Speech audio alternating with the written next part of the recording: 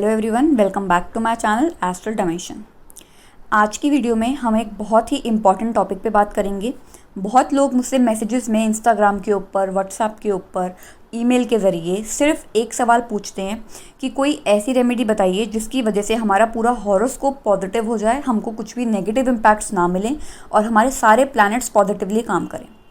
तो देखिए, ऐसा तो कोई रेमेडी नहीं हो सकती कि आपके जीवन में सिर्फ और सिर्फ पॉजिटिव ही रिजल्ट्स आपको मिलें और कुछ भी नेगेटिव ना हो, क्योंकि हम सभी कुछ ना कुछ कार्मिक बैकलॉग से बंधे हुए हैं जिसके रिजल्ट्स हमको कभी ना कभी इस लाइफ में फेस करने पड़ेंगे।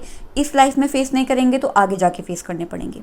लेकिन हाँ, कुछ ऐसी टिप्स एंड ट्रिक्स मैंने बहुत बार अपनी रीडिंग्स के दौरान देखी हैं जिनकी वजह से हम कुछ नेगेटिव प्लैनेट्स जो हमारे हॉरोस्कोप में नेगेटिव हैं उनको भी पॉजिटिव कर सकते हैं एक पर्टिकुलर लिमिट तक। तो वो चीज़ क्या हो सकती है? जब भी आप अब किसी का भी हॉरोस्कोप देखें तो जो प्लैनेट्स होते हैं वो एक पर्टिकुलर साइन में एग्जॉल्टेड होते हैं। एग्जॉल्टेड मतलब उच्च के होते हैं। तो वो पर्टिकुलर साइन में वो एग्जॉल्टेड क्यों हैं, वो पर्टिकुलर साइन कौन से हाउस से रिलेटेड है और वो हाउस कौन सी चीज़ें डिनोट करता है, उन चीज़ों को अगर हम बारीकी से समझें तो हमको पता चल जाएगा कि वो प्लैनेट कौन सी चीज़ों से खुश होता है। फॉर एग्ज़ाम्पल, अगर सपोज़ आपके फादर बहुत स्ट्रिक्ट हैं, आपको उनसे किसी पार्टी में जाने के लिए परमिशन चाहिए या किसी पार्टी में जाने के लिए पैसे चाहिए। अब आपको पता है आपके फादर सुबह सुबह के टाइम बहुत खुश होते हैं जब वो योगा कर रहे होते हैं। वापस आने के बाद अगर उनको एक गर्मा गर्म चाय का कप मिल जाए न्यूज़पेपर के साथ तो वो और भी ज़्यादा खुश हो जाते हैं। अब आप उस पर्टिकुलर टाइम पे उनके लिए बढ़िया सी चाय बना के लेके गए, उनको आपने न्यूज़पेपर दिया और उस वक्त आपने अपनी बात करी कि ऐसे ऐसे मुझे एक पार्टी में जाना है, मुझे कुछ पैसे चाहिए, आप मुझे पैसे दे दीजिए। तो 90% चांसेस हैं कि वो आपकी बात मान जाएंगे। अब सेम सिचुएशन है, आपकी सेम डिज़ायर है। अब वो थके हारे अपने ऑफिस के बाद घर आए हैं, प्रॉब्लम उनके सर पे पूरी तरीके से बनी हुई है, कल क्या करना है, कल उनको किस मीटिंग में जाना है, ये सारी उधेड़ बुन में वो लगे हुए हैं। और ऊपर से उन्होंने आपकी मार्कशीट देख ली है जिसमें ज़्यादा अच्छे मार्क्स नहीं हैं आपके। इस वक्त को अब आप चूज़ करेंगे उनसे अपनी डिज़ायर्स और विशेस पूरी करवाने के लिए, तो आपको पता है कितने चांसेस हैं उस चीज़ के पूरी होने के। सेम सिचुएशन प्लैनेट्स के साथ है। जब प्लैनेट्स किसी अनकंफर्टेबल साइन में होता है, जब प्लैनेट किसी डेबिलिटेटेड या नीच प्लेसमेंट में होता है, या जब प्लैनेट किसी एग्जॉल्टेड पोजीशन पे होता है, तब वो कैसा फील करता है। तो यही सिचुएशन समझने के लिए मैंने आज की एक वीडियो बनाई है। हम हर एक प्लैनेट के लिए देखेंगे कि वो कौन से साइन में एग्जॉल्टेड है और कौन से काम अगर हम अपनी लाइफ में करें तो चाहे वो प्लैनेट नेगेटिव भी है हमारे हॉरोस्कोप में तो भी वो कुछ पॉजिटिव रिजल्ट ज़रूर देगा। और बहुत बार ये जब मैं रेमेडीज़ के तौर पर सजेस्ट करती हूँ तो वो रिज़ल्ट देता भी है। अच्छा, इस वीडियो को स्टार्ट करने से पहले एक चीज़ और आपको अपने माइंड में रखनी है। ज़रूरी नहीं है कि आप इन सारे प्लैनेट्स की रेमेडीज़ को करके देखें। जो प्लैनेट्स आपके हॉरोस्कोप के हिसाब से नेगेटिव हैं सिर्फ उनके लिए करिए, क्योंकि ऐसा नहीं हो सकता कि आप सारे के सारे प्लैनेट्स को अपने लिए पॉजिटिव कर लें। और अगर आप एक दो चीज़ें हर एक प्लैनेट की कर सकते हैं, पॉसिबल है आपके लिए, तो आप वो भी कर सकते हैं। साथ ही साथ ये जब आप पूरी वीडियो देख लेंगे तो आपको एक बहुत ही यूनिक बात पता चलेगी कि हर एक रेमेडी के तौर पे एक ना एक लाइफ का ऐसा एस्पेक्ट टच कर रहा है ये प्लैनेट जिसकी वजह से हम अपनी लाइफ को बहुत हद तक पॉजिटिव और एक आइडियल लाइफ बना सकते हैं। तो ये भी एक काफ़ी अच्छी बात है जो इन प्लैनेट्स की स्टडी के दौरान मैंने देखी थी। सबसे पहले बात करते हैं सन से। सन एग्जॉल्टेड होता है एरीज़ में और एरीज़ रूल करता है फर्स्ट हाउस। तो क्या हम निकाल सकते हैं इस चीज़ से कि सन कौन से पोजीशन पे खुश हो सकता है, सन कौन से कामों से खुश हो सकता है? सबसे पहली बात, जब आप अपने हर एक काम को खुद करेंगे, किसी और पे अपने छोटे से छोटे या बड़े से बड़े काम के लिए किसी और के ऊपर डिपेंड नहीं करेंगे, एक किंग की तरह अपनी ज़िंदगी जिएंगे, किंग या क्वीन जो भी, अपने फादर को अपने गुरु की तरह अगर आप ट्रीट करेंगे, जो भी आप एक्शंस ले रहे हैं, जो भी आपके डिसीजंस हैं, अगर आप उसमें सबको इंक्लूड करेंगे कि मेरे एक्शंस का, मेरे डिसीजंस का बाकी लोगों पे जो मेरी ज़िंदगी में हैं उनके ऊपर क्या इम्पैक्ट पड़ेगा। जैसे एक किंग सोचता है अपनी प्रजा के लिए कि अगर मैं कोई डिसीजन ले रहा हूँ तो उससे मेरी पूरी प्रजा के ऊपर क्या अफेक्ट होगा। तो ये सारी बातें जब आप अपने दिमाग में रखेंगे। दूसरी बात, अगर आप किसी और की रिस्पॉन्सिबिलिटी भी उठा रहे हैं और आप अपने ऊपर पूरे दिन कॉन्फिडेंस रखते हैं, किसी भी चीज़ को अपने कॉन्फिडेंस को शेक करने नहीं देते हैं, अगर आप अपनी पर्सनालिटी को ऐसे बना के रखते हैं कि दूर से जब भी कोई आपको देखे तो आप किंगली स्टेटस लगे, आपका बहुत रीगल रॉयल स्टेटस आपका लगे, तो ये सारी चीज़ें सन को इम्प्रेस कर सकती हैं, सूर्य की एनर्जी को खुश कर सकती हैं। कि जो सन है हम उसको वैदिक एस्ट्रोलॉजी में किंग की तरह ट्रीट करते हैं कि सबसे टॉप पोजीशन पे सन है। क्यों है? क्योंकि जब भी हम कोई किंग जैसी एक्टिविटी करेंगे, कोई भी रीगल एक्टिविटी करेंगे, तो उस चीज़ को बूस्ट मिलता है। तो जितनी भी मैंने वो चीज़ें बताई हैं आपको, ये सारी चीज़ें सन को इम्प्रेस करने के लिए बहुत इंपॉर्टेंट है। कुछ भी ऐसा नहीं है जिसके लिए आपको कुछ स्पेशल ट्रीटमेंट करनी पड़ेगी, सिर्फ अपने अंदर थोड़े से चेंजेस लाने पड़ेंगे। अब प्रॉब्लम कहाँ आएगी? जब आपके चार्ट में सन टोटली डेबिलिटेटेड होगा, बहुत वीक पोजीशन पे होगा, तो ये सारी चीज़ें करने में आपको बहुत ज़्यादा प्रॉब्लम्स आएंगी। हो सकता है आपके फादर के साथ आपके रिलेशनशिप अच्छे ना हो सकता है आप अपनी लाइफ में किसी और के ऊपर ही डिपेंडेंट हो अभी, या आप बहुत ज़्यादा अंडर कॉन्फिडेंट रहते हो और कॉन्फिडेंस आपके लिए बहुत मुश्किल हो जुटाना। तो ये सारी चीज़ें आपके लिए बहुत डिफ़िकल्ट हो जाएंगी, और ये होती भी हैं जब सन थोड़ा सा वीक पोजीशन में होता है। तो ये सारी चीज़ें करने में आपको थोड़ी सी प्रॉब्लम आ सकती है, लेकिन इनमें से कुछ आप ट्राई कर सकते हैं सन की एनर्जी को और भी ज़्यादा बूस्ट अप करने के लिए अपनी लाइफ में। सेकेंडली, अब अगर हम मून की बात करें, मून एग्जॉल्टेड फील करता है टॉरस में। टॉरस रूल करता है सेकंड हाउस को। अब ऐसी कौन सी चीज़ें हैं जिनको करने से हम मून की एनर्जी को स्ट्रॉन्ग कर सकते हैं? इसके लिए सबसे अच्छी रेमेडी है, आप अपनी मदर की कितनी केयर करते हैं।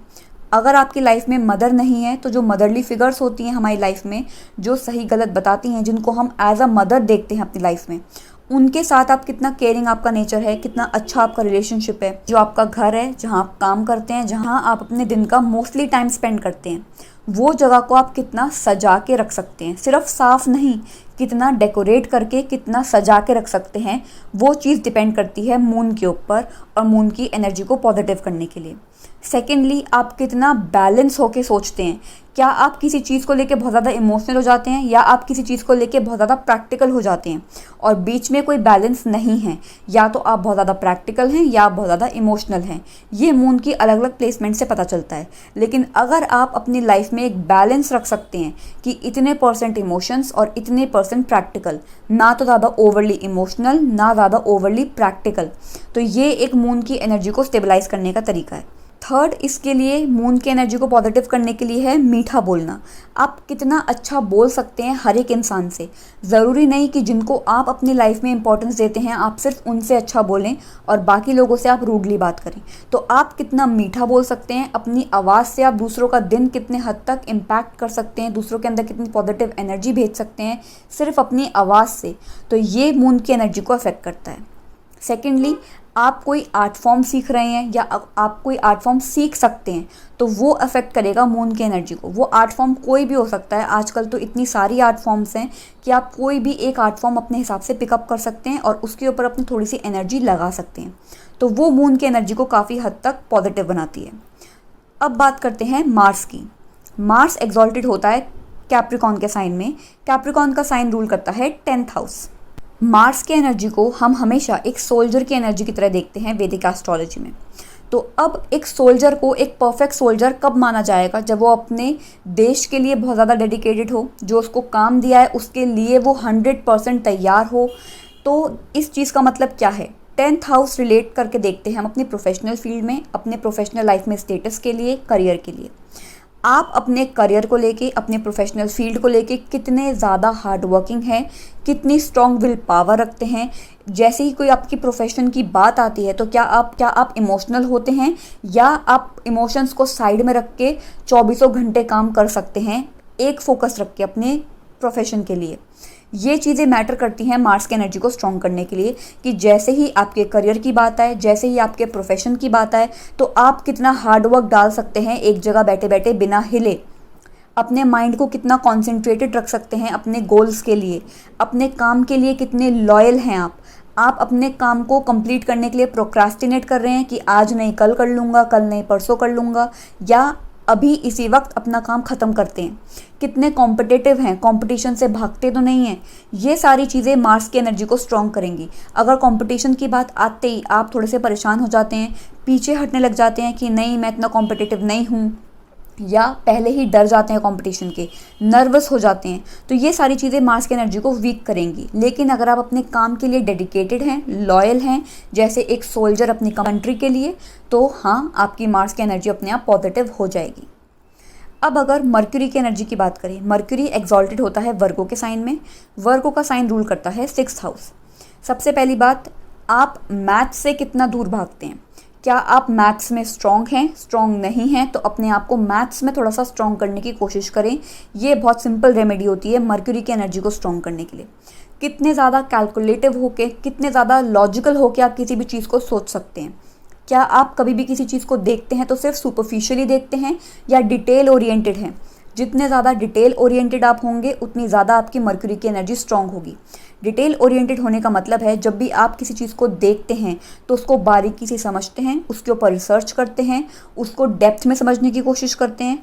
ये सारी चीज़ें मर्क्यूरी की एनर्जी को स्ट्रॉन्ग करती हैं।